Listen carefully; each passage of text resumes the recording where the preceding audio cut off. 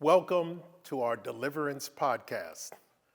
I am Anthony Medley, the Health Ministries Director for the Allegheny East Conference, and we are so delighted that you are here for another broadcast on this critical word, deliverance. As you know, deliverance is more than just an action word, it also is an acronym. And what we do is look at each one of the 11 letters and to show how collectively they bring about the issue of holistic wholeness. Today, we're looking at the letter A. The letter A stands for addictions. And you know, if we're really going to be delivered, if we're really going to be set free, if we're going to be made whole, then we must own the fact that addictions impact our communities, our families, and we don't want to run from them, but we want to have solutions for them to deal with all kinds of addictions. Today, I'm ecstatic to have with us today, our subject matter expert is Brother James Jackson.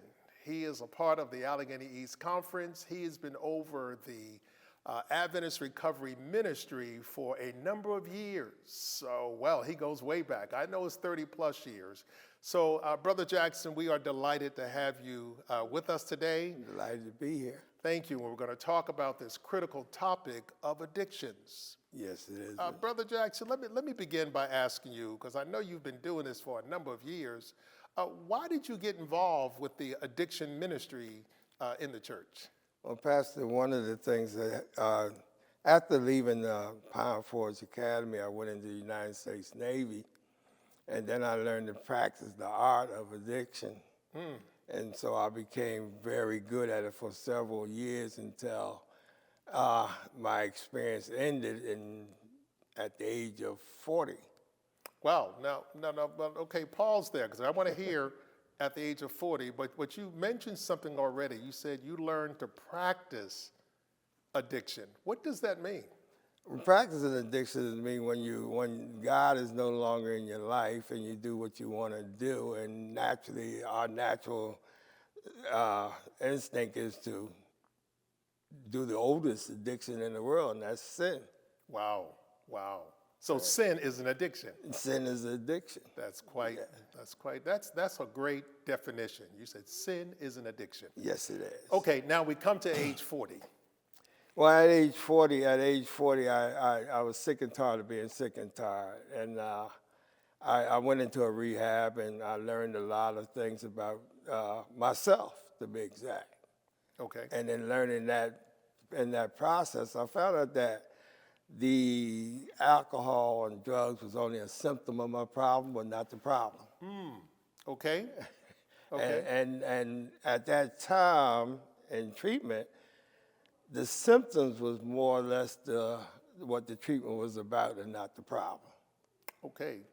So what I'm getting for you, Brother Jackson, is that this is more than just a theoretical concept. You have experienced Yes. the highs and the lows of addictions. Is that correct? Is that a fair that statement? is correct.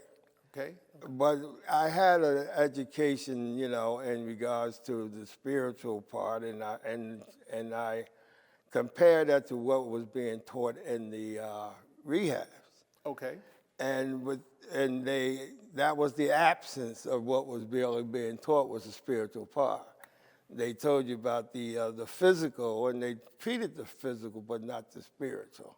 So are you referring to what is called the 12-step program? The 12-step programs really identified what was necessary for you to deal with the alcohol itself. The alcohol itself, okay. But it did not really give you the insight. Well, it gave you some insight, but you had to do a lot of research on your own in order to see that it was much more than just the physical. I see. Yeah. I see. So, Brother Jackson, so we're talking about alcohol addictions, which is really prevalent and an important topic. Any kind of substance abuse, can also be identifying addictions. Are there other kinds of addictions that we should be concerned about? And that's the thing I was talking about, because the devil is good at deception. And the focus always was coming up on alcohol and drug as the addictive agent. And later on now, as we look at the holistic point of alcohol and drugs, we find out that the alcohol and drugs was just a symptom. Just a symptom. The underlying issues were many other things. So addiction now is considered disorder. Okay. It's Yes, not- it is. yeah. Yes, it is. And as a disorder, that means that there is underlying issues that can be treated that was not being treated in the past. Before, we were just treating the symptoms, but not the underlying issues. You know, I already hear some rays of hope in what you are saying. You know, you've identified, you know, an addiction of sin.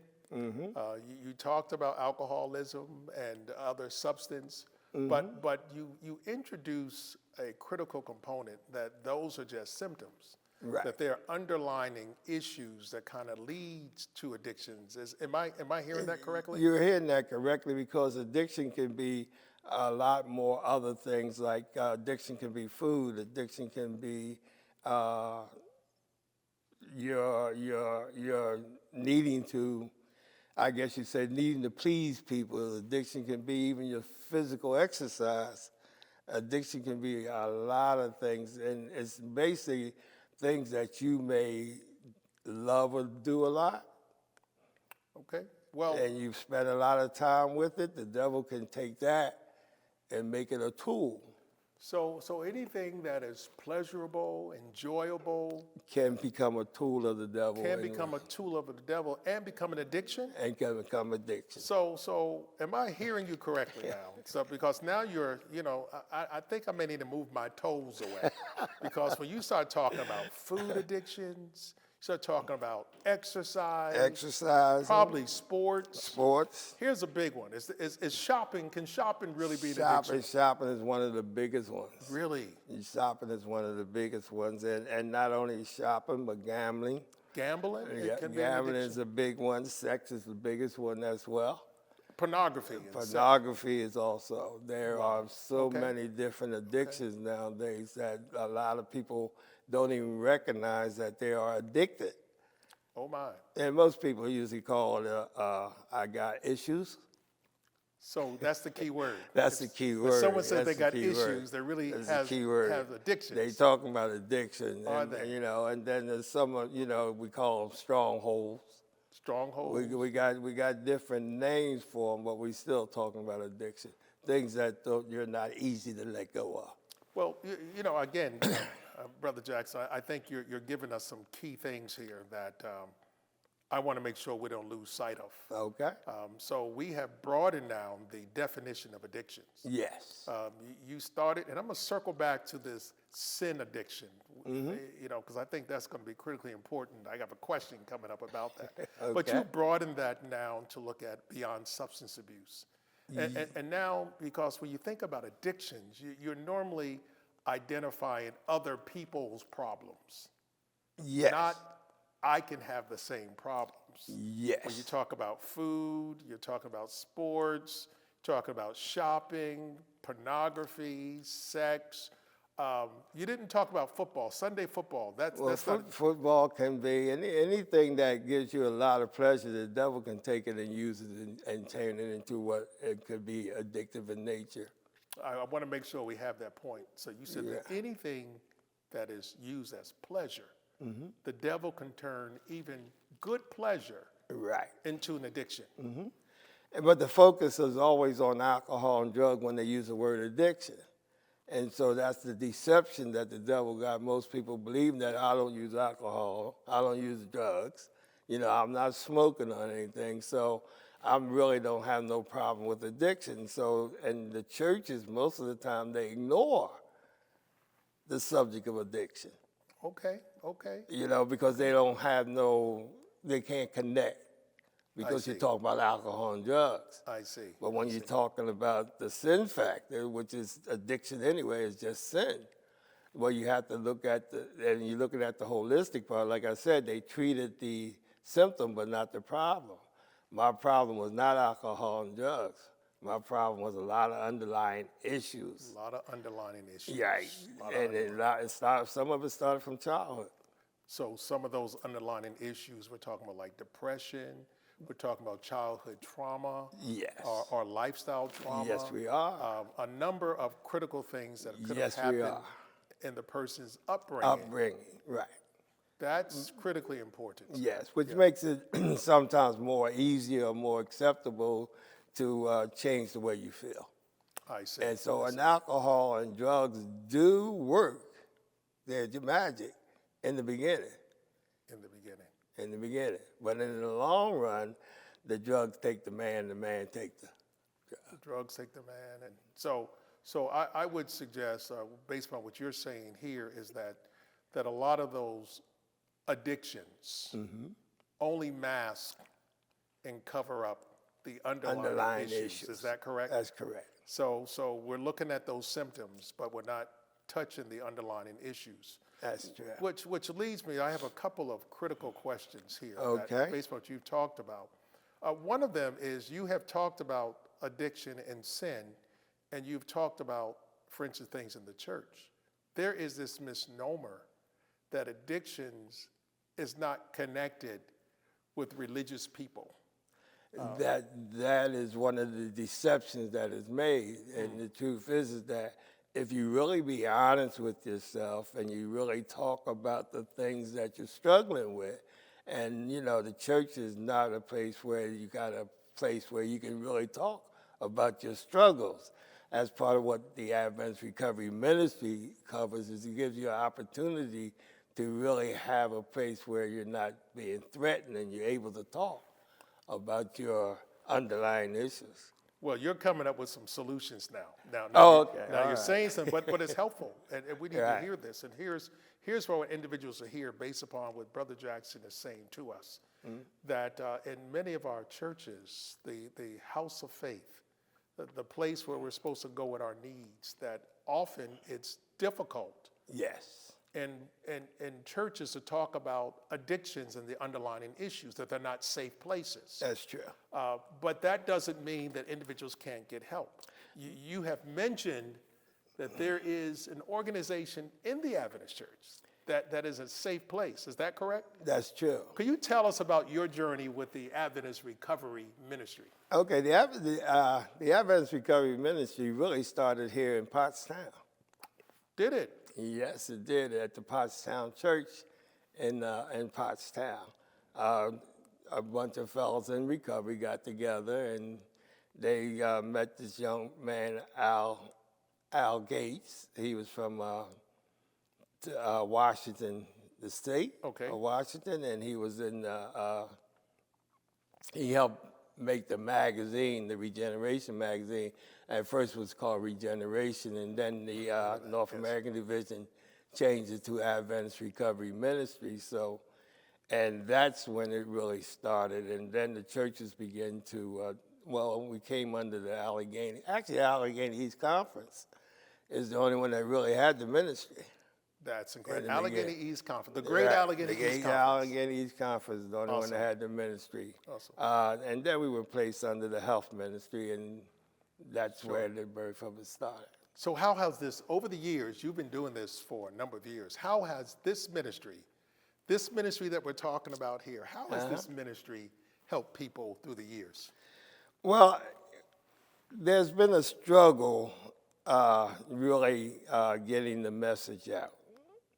And there's a lot of reasons. I guess it had a lot to do with the recovery community at that time. There was a lot of no real structure.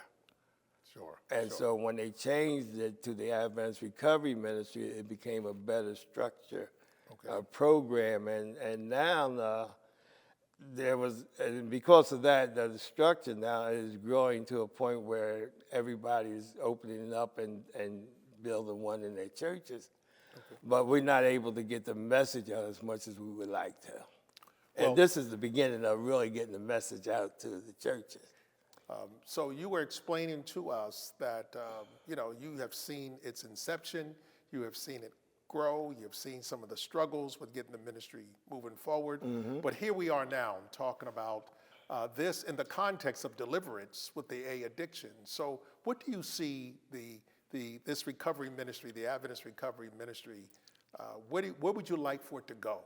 how do you see it can help our church and people in our communities? There's a lot of talk about small group ministry. Okay. And that's what the Advanced Recovery Ministry really is small groups coming together who really sincerely and honestly want to identify whatever their behavior or whatever their hang-up may be. And if we can get this going in the churches, we have a place where people can find a safe place to be able to deal with their underlying issues. Excellent, excellent. So, this is so critically important because, especially in underserved Black and brown communities, Yes. you see such a large numbers, at least reported, of addictive behaviors taking place. So can you just I want you to look in the camera and talk to someone who may be struggling, who needs to know what to do, or their family members who want to support someone in a recovery ministry. Talk to that person who is struggling right now and give them some hope. Well, one of the things that the hope first has to start with the family system, because the family system really plays a lot of part in the recovery process. But most of the time, the family do not have the information they need to be able to help in the family system as far as addiction is concerned. There's a lot of times the family become more of an enabler. So one of the things that can happen is that you can learn about the addiction and the behaviors and what happens to the person that is in the family system that is dealing with the disease. Then you can also come into the church nowadays because if the group is there, you are able to come in there where they will have a safe place to begin the healing process of dealing with wholeness. And what we really want to do is establish that program in each and every church so that opportunity for somebody to get healed will be able to do that. Excellent, for somebody to get healed. Brother Jackson, you're also mentioning some crucial steps here, because we have all seen individuals who have struggled with different kinds of addictions. I'm thinking about individuals who I personally know who have really been in bondage with the crack epidemic and some of the other things. And I've seen these individuals periodically come into the church or come to the church for help, come to the church for prayer. But there really wasn't a system in place that identified a program to carry them through. And individuals, I've seen them come, and within days, they're back on the streets again, doing things. That's kind of the norm in at least churches of color that I often see. They come in, they're committed to changing, but within days, they're back on the streets, or they have robbed from their own families to get their drugs, and it's the worst case scenarios. But in those churches, I don't recall seeing programs in place that specifically addresses how to minister to those addicted behaviors and so forth. Is this making any sense? It makes a lot of sense because, even when you introduce the program in the church, it's usually ignored because of the fact the stigma of addiction is very large in the community, especially addiction is also dealing with mental health. And in the Black community, mental health is not one of the world's greatest subjects because most people will not talk about or even expose mental health in the family system. And in fact, we're taught not to talk about it. Taught not to talk about it. Yeah. I don't know, Brother Jackson. I think you're speaking out of some real wisdom, some experience that you have seen some things over the years. And this is such an important topic today. Yeah. And I just can't thank you enough for how you are calmly but consistently dropping all these important nuggets and really important principles on us. But in doing that, I want to move from just where we are and You know, you mentioned the mental health component there and how we've been taught really to keep things to ourselves. Yes. That really is that there's certain things don't that are talk just not, you're stigmatized Yes. if you openly talk about them. Yeah. Can we deliver some people right now? Can we set some people free for their own wellness, for their own growth? Can we tell somebody right now who is watching that it's okay to openly talk about your problems, your issues? Can you tell somebody that for me? Yes, it actually, it's, how do I want to say it? I really say you can't live without the ability. You know, the whole thing about treatment, and I was in the treatment field. In my recovery, I was the director of an alcohol and drug program with mental health component. And one of the things is that the main thing is talking. Wow. Talking. Talking is the greatest subject in the recovery there is. Learning how to talk about where it happened, where it comes from. So here you go again, dropping these heavy, real important. So brother, you're not talking about what we used to call jive talking. No, not jive talking, but just talking about where it hurts. Just talking about how you struggle. Talk about where you come from. Don't be ashamed of it. Yeah. So that verbal expression, the honesty, the transparency, the authenticity, the realness. Is the healing component. That's the healing component. Right. That's the healing component. Brother Jackson, I just can't, I guess can't thank you enough. I'm already feeling better. Just talking to you, I do. Yeah. Just what you are sharing with us. And I pray for those that are really listening to us and who have issues of addictions, not only yourselves, because deliverance starts with the person first. That's true. And then it reaches out beyond you to communities. That's where the recovery go. We look at our addictions, then we look at the path to how we can recover. And while we are recovering, we are reaching out to help others recover also. That's true.